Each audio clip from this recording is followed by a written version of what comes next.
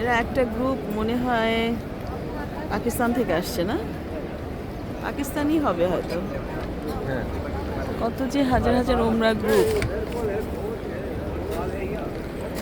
আবাবিল পাখি দেখো, সকালের ফজর নামাজে ঠিক পরপর বসছি আমরা এখানে হারামের সামনে, প্রচুর আবাবিল পাখি উঠছে। আর এই জায়গাটায় কখনো বসার সুযোগ পাই না, আজকে বসার সুযোগ পেয়ে আমি আর হারুন একটু বসলাম টুলে।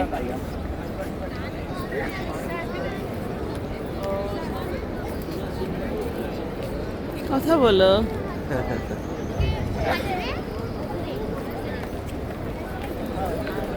আমরা এইভাবে বসে নেই কখনো। এইভাবে একদিনও বসতে পারি নাই এত বছরে।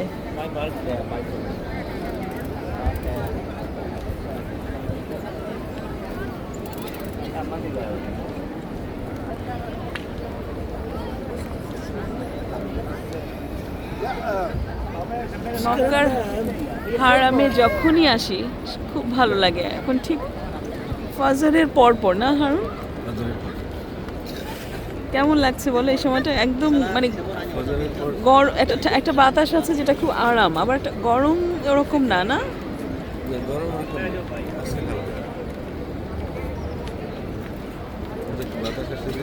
আমি তো লাস্ট আসছিলাম রোজার সময় বসা, মানে এভাবে বসা তো চিন্তাই করা যায় না। হ্যাঁ তাই না, এই যে এখানে বসছি, এই যে এই জায়গাটায় বসা আলহামদুলিল্লাহ।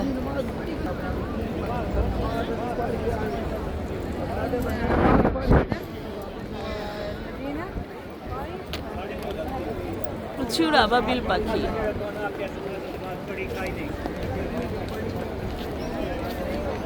অনেক উঁচু উঁচু টাওয়ার হোটেল, বাট আমার মনে হচ্ছে এত কাছ থেকে যে নামাজ পড়তে যাওয়া আসলে আমি যাই না, একটু দূর থেকে আসাই ভালো। দূর থেকে আসলে ইয়েটা বোঝা যায়, তাই না? চারপাশের আমাদের তুমি দেখো আমাদের মাশাআল্লাহ আমাদের হোটেল তো আলহামদুলিল্লাহ ভালো, কিন্তু দূর থেকে আসলে আমরা যে সাইডে বাস নামিয়ে দেয় ওটাও আরেকটা সাইড, পাহাড়ের সাইড। আবার এই সাইড হচ্ছে দারাল তাওহীদ। এটা কি হারামের ফ্রন্ট সাইড? এটা অরিজিনাল আগের হারামটা না, মেইন গেটটা। আর এখন তো অনেক এক্সটেনশন হয়েছে। ফজরের পরে লোকজনের আনাগোনা, পিপলরা শান্তি করে বসে আছে আলহামদুলিল্লাহ। আর রমজানে তো এরকম করে বসার জায়গা কখনোই পাওয়া যায় না। ইভেন নামাজে পরেও পুলিশ উঠিয়ে দেয়, বসতে দেয় না। তখন অলমোস্ট 3 মিলিয়নের কম হবে না পিপল, না ফ্লো মদিনা মক্কা করে হারুন।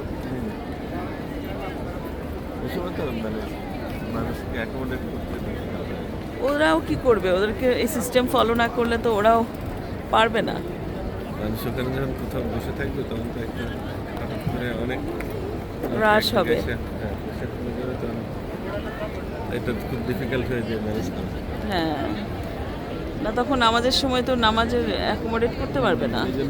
হারামের ভেতরে আমরা মানে কম যেতে পারি, শুধু আজকে জুমার নামাজটা হারামে পড়তে পারছি ভেতরে, তাও আমরা 11টার আগে চলে আসছি, না দুপুর 11টার আগে। যেখানে নামাজ ছিল 1টায়, খুতবা 12:30টায় শুরু হয়েছে। সামিনার আমি ওই এক্সটেনশনে আসতে না গঞ্জম হোটেল আসলে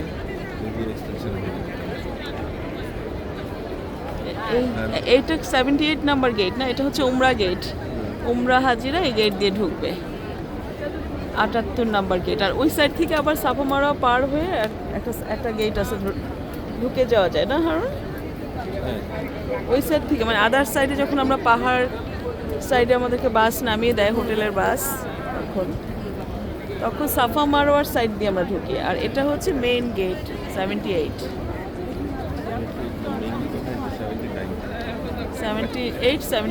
79 কোন দিক দিয়ে যাবে? 79।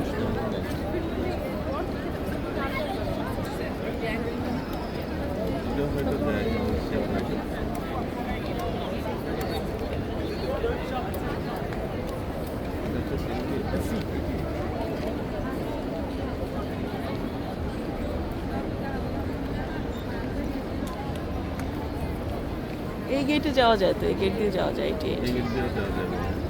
কয়েকটা গেট আছে যেখান দিয়ে হ্যাঁ, লিখে রাখছে তুমি সরাসরি যদি ইয়েতে যেতে চাও, একদম গ্রাউন্ডে। হ্যাঁ তোমার আবার আমরা যে সাই করতে গেলাম, আমরা কিন্তু সাপামারা পার হয়ে ঢুকলাম।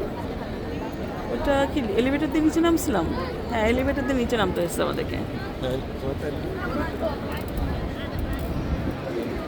মসজিদটা হারাম থেকে উপরের লেভেলে।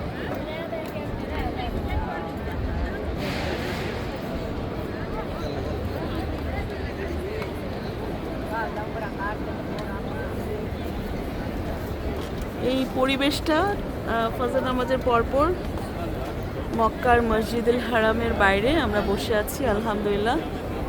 এগুলো সব উঁচু উঁচু, এগুলো হোটেল এরিয়া, 2 হোটেলের মাঝখানে বসেছি জায়গাটা। আল্লাহ বাঁচালে আল্লাহ আমিন।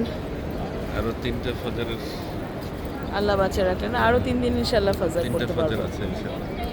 ইনশাল্লাহ। খুবই ভালো লাগে না, মনে হয় যেন একটা খুব প্রথম দিন শান্তির জায়গা। প্রথম দিন ফজর পেয়েছি। আমরা ফজর সব দিন পেয়েছি না? হ্যাঁ, ফার্স্ট ডে ফজর First পেয়েছি। day আমরা মাঝখানে ফার্স্ট ডে ফজর পেয়েছি আমরা, ওই যে মিডল অফ তাওয়াফ করে ফজরটা আলহামদুলিল্লাহ সব দিন পেয়েছি।